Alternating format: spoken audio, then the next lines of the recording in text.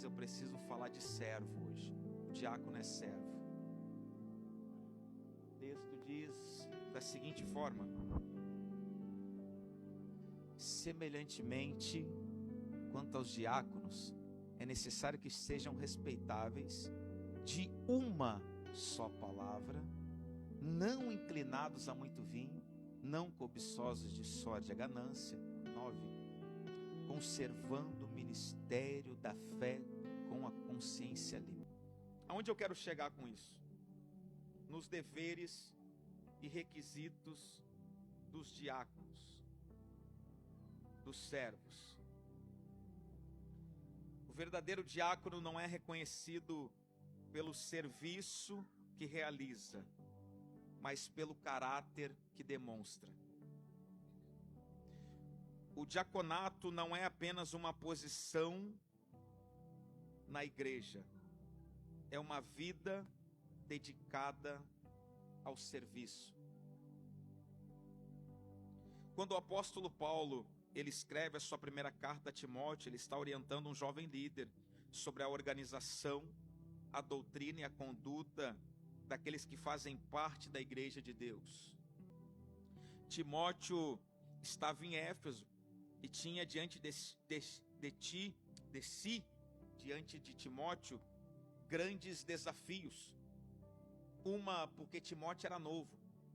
Outra, porque ser novo e não ser um judeu puro era um desafio na época da história. Havia necessidade de combater os falsos ensinos, estabelecer ordem na igreja, orientar aqueles que exerciam as responsabilidades dentro da comunidade cristã. Em 1 Timóteo, no capítulo 3, Paulo apresenta os requisitos daqueles que serviam em posições de responsabilidade. Primeiro, ele fala dos bispos, o pastor Éder mencionou aqui, e posterior, a partir do versículo 8, ele fala acerca dos diáconos.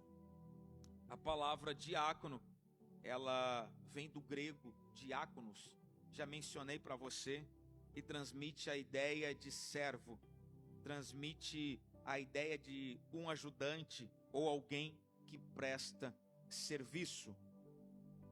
Isso nos apresenta uma verdade importante que eu preciso trazer e aplicar para esta noite. Na igreja, antes de sermos líderes, precisamos aprender a ser servos. Jesus é o nosso maior exemplo e ele declarou: porque o Filho do Homem também não veio para ser servido, mas para servir. Marcos, capítulo de número 10 e versos 45.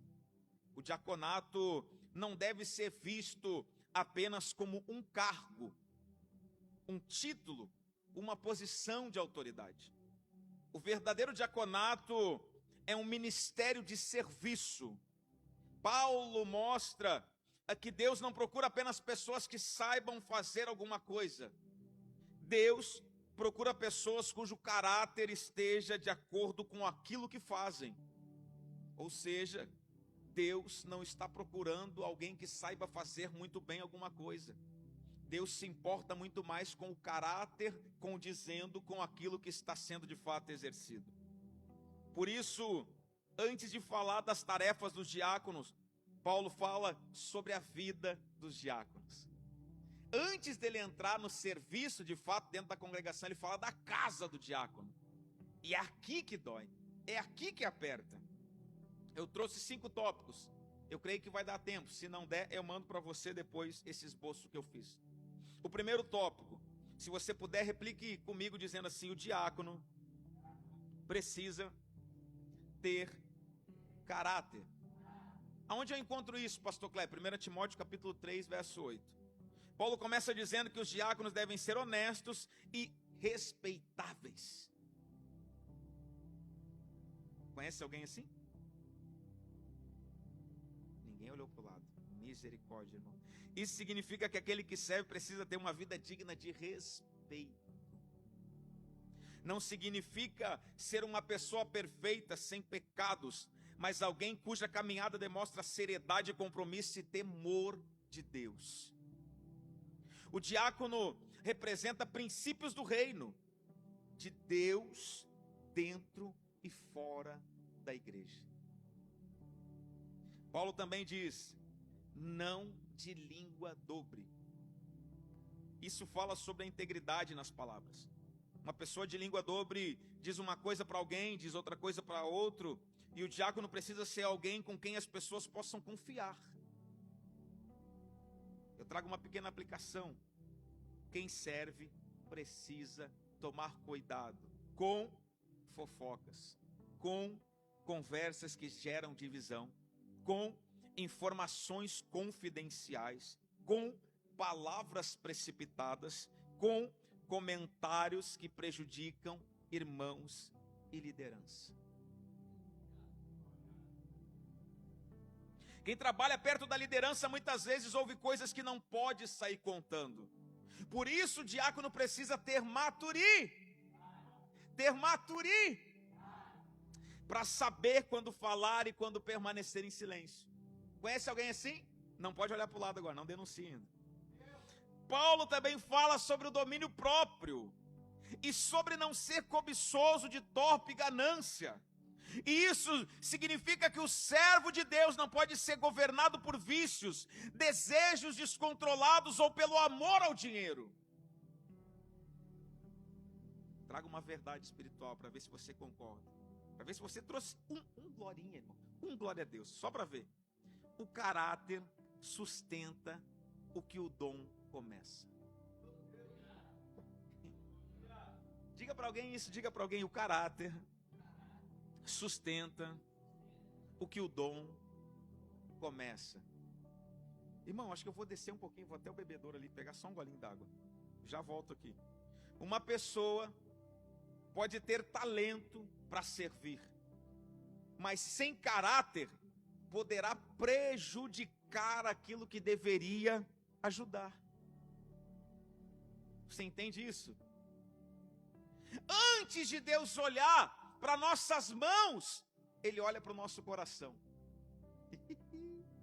Eu trago o segundo tópico. O diácono precisa ter maturidade espiritual. Quantos podem replicar comigo? Diga assim: o diácono precisa ter maturidade espiritual. Obrigado, meu filho. Deus te abençoe. Tá boa, a água da igreja é diferente, né, irmão? É só eu que acho. Como a gente toma água na igreja, nem em casa nem toma. A obreira Melissa toma bastante água na igreja, porque em casa ela não toma. É, pastora? Glória a Deus. Agora entendi porque os irmãos bebem bastante água. Glória a Deus, que água boa. E Paulo continua dizendo: guardando o ministério da fé em uma pura consciência. O diácono não é apenas alguém que organiza cadeiras, recebe pessoas, ou cuida da porta, ou auxilia durante o culto. Ele também precisa conhecer e guardar a fé cristã. O serviço cristão precisa estar acompanhado da vida espiritual. O diácono precisa conhecer a palavra, ter vida de oração, ser fiel à doutrina, participar da vida da igreja, desenvolver comunhão com Deus, ter uma consciência limpa diante do Senhor. Tudo isso o diácono precisa. Tem gente que não consegue servir bem porque não tem a consciência limpa. Errou e não confessou o pecado, não deixou o pecado. E daí sempre que vai servir, a consciência pesa. Paulo também apresenta um princípio fundamental. Qual é, Kleber? E também sejam primeiro aprovados. Algumas pregações atrás, eu absolutamente nunca tinha falado isso no altar, e o Senhor, Deus, me levou a falar isso.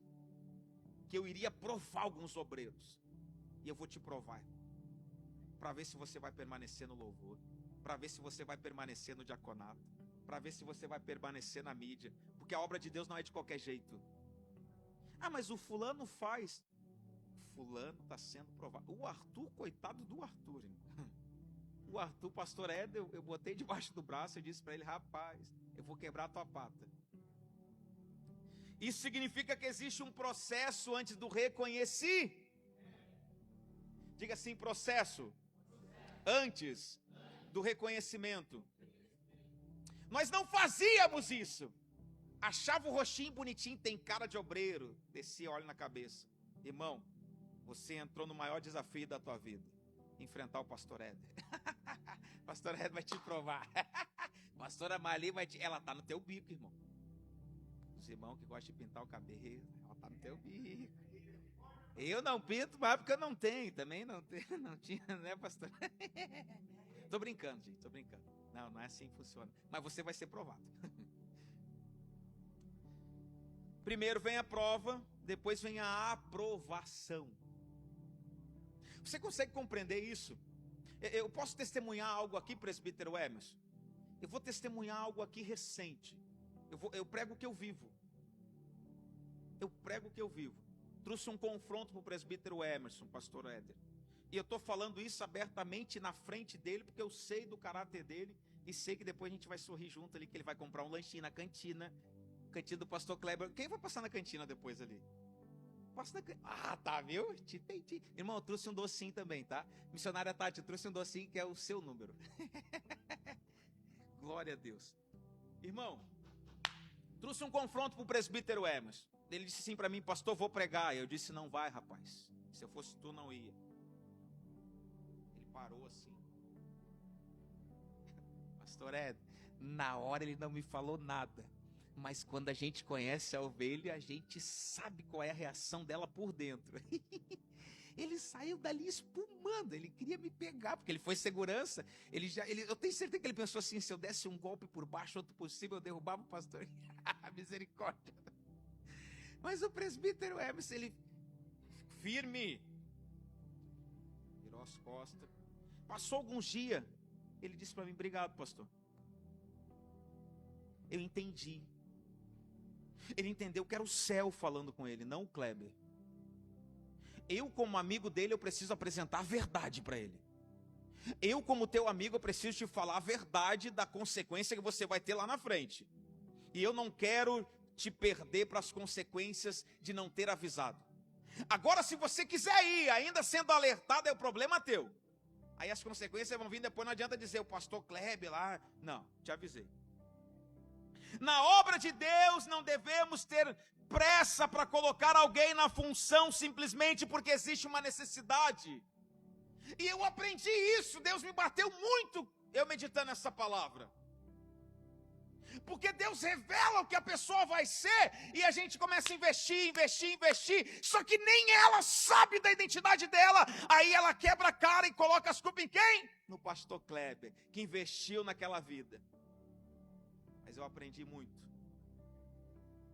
Como é que se diz? Perdendo que se aprende. Perdi.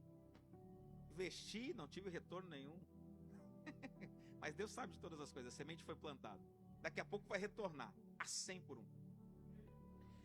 Precisamos observar se é fiel, se é ensinável, se tem compromisso, se aceita a correção, se permanece quando não recebe, aleluia, a oportunidade ou o reconhecimento, se serve quando ninguém está olhando. Precisamos ter essas observações. A partir de hoje você vai observar muito mais do que eu, tenho certeza, porque a palavra ela nos pega assim, Diácono Felipe. Diácono Felipe vai ficar observando os irmãos. A prova revela a motivação do coração. Diga isso comigo, a prova revela a motivação do coração. Quando a prova vem e bate no vaso, aí você sabe se o vaso está cheio ou não. Se vem a onda e bate no vaso, o vaso permanece e nem faz barulho. Agora quando vem a prova, bate no vaso, o vaso faz um barulhão, cai e quebra. Aí tem que ser refeito. É necessário descer a olaria. Muitos preferem ficar remendado, quebrado, botar fita isolante, botar fita crepe, remendar com cola quente, mas não querem descer a olaria. É fácil servir quando todos estão me vendo. É muito fácil. O desafio é continuar servindo quando ninguém me aplaude. Oh, Jesus. Diga para alguém assim: a Deus prova no secreto aqueles a quem Ele deseja usar publicamente. Olhe para mim, olhe para cá. Como está o teu secreto? Eu recebi uma foto ontem, pastor Ed. Eu estou pregando só o que eu vivo. Recebi uma foto ontem de um nariz sangrando, pastora Rayane, e aquilo mexeu muito comigo, porque veio a prova, veio o combate espiritual, tá? É espiritual. A pessoa se posicionou. E o diabo, ele é terrível, mas já caiu por terra em nome de Jesus. O verdadeiro servo não precisa do microfone para servir. Ele serve porque entende que seu serviço é primeiramente para Deus. Terceiro tópico, se você puder, diga comigo: o diácono precisa cuidar do seu testemunho e da sua casa. Paulo também apresenta orientações relacionadas à vida familiar. E isso nos ensina que existe uma conexão entre ministério e família. Nós não podemos ser excelentes dentro da igreja e negligentes dentro de casa.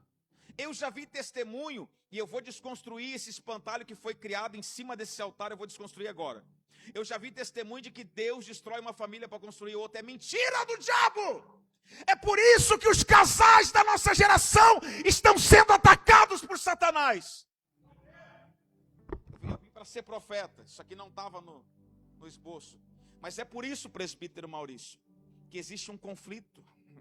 É por isso, diaconisa e irmã Kátia, que quando o seu marido sai para trabalhar, o seu coração fica aflito. Não é um dia, não é uma vez, não é alguns minutos. É o diabo ocasionando separação e divisão. É por isso, diácono Felipe, que o diabo tem lançado seta, lançado dardos. Por quê? Porque em cima desse altar uma palavra foi liberada que Deus abençoa o término de casamento. Não! Deus abomina isso! Pregador, a Bíblia diz quando houver adultério, mas Jesus ele vai falar que é melhor primeiro perdoa.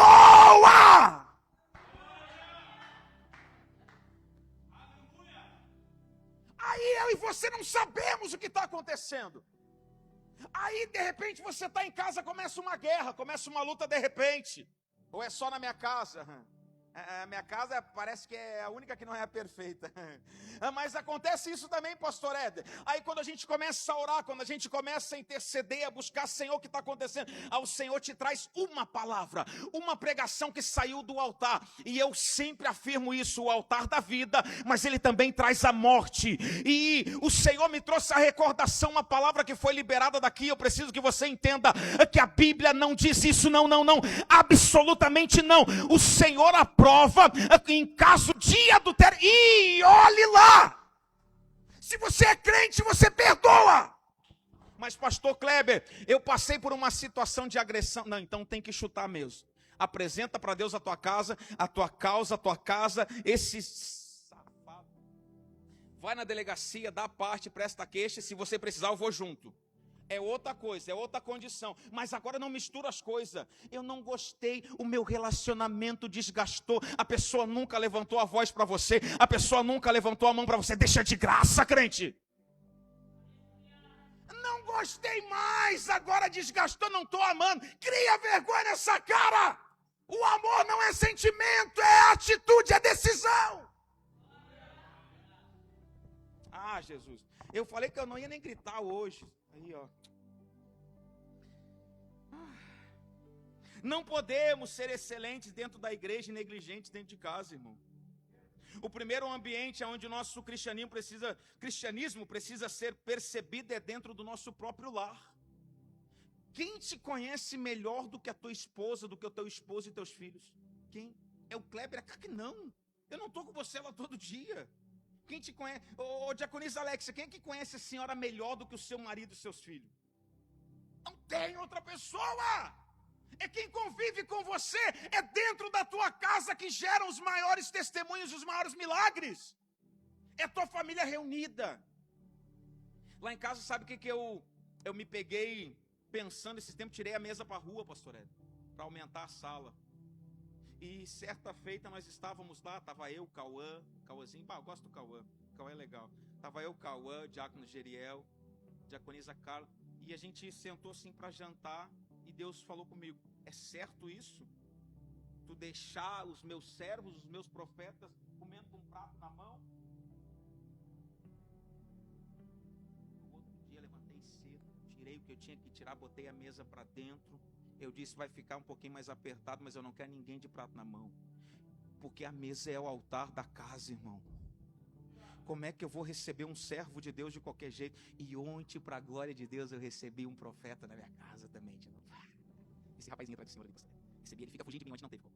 A pastora Marli disse assim para mim: pastor, levou de Uber. Eu disse: eu acho que eu vou. Fiquei me disfarçando ali pela porta, entrei no carro dele. Quando ele parou o carro, eu entrei. E parei na porta depois lá.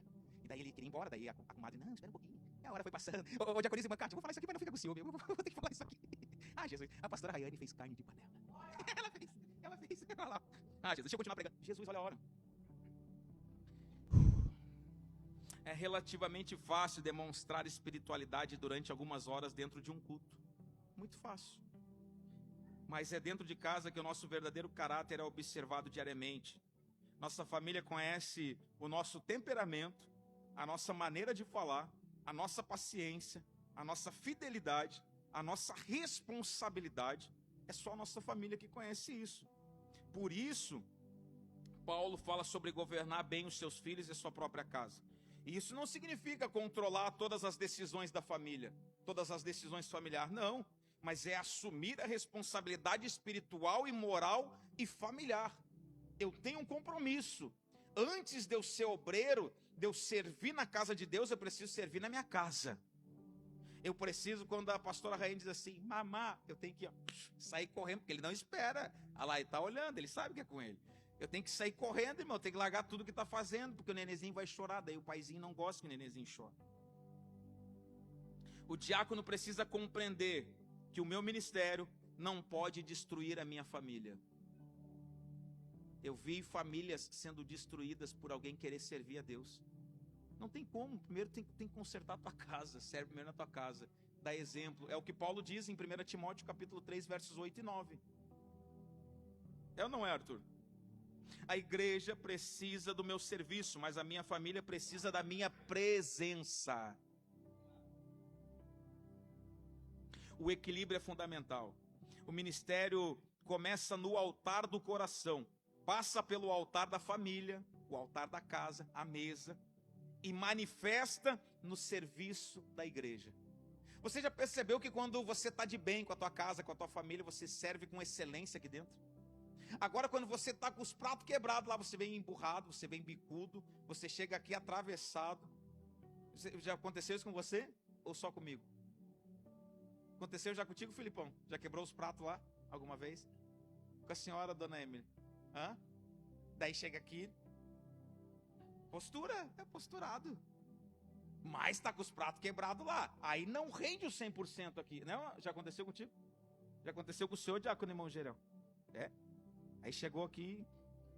Acontece, irmão. Irmão, eu tenho o tópico 4 e o 5. Eu não vou continuar, por respeito à tua pessoa.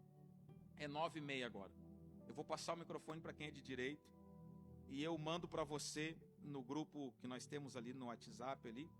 Porque não vai dar tempo, é longo. Tem o 4, 5, daí eu queria concluir depois. Daí tem mais coisa, tem mais uma coisinha ou outra. Amém? Irmão, quem recebe essa palavra? Quem entende o que é ser um servo de Deus, o que é ser um diácono? Que possamos hoje sair daqui refletindo em tudo isso. Antes de Paulo nos mostrar o campo missionário e o que podemos fazer e ser, primeiro ele nos traz algumas exigências. Esses são os deveres dos diáconos. Todas essas exigências. Bom testemunho, caráter, entender que o caráter ele precisa ser mais valorizado do que o próprio dom. E eu sei que eu estou falando com pessoas que têm dons incríveis e maravilhosos. É por isso que eu encerro essa mensagem glorificando a Deus pela tua vida. Faça uma pequena oração e entrega o microfone para quem é de direita.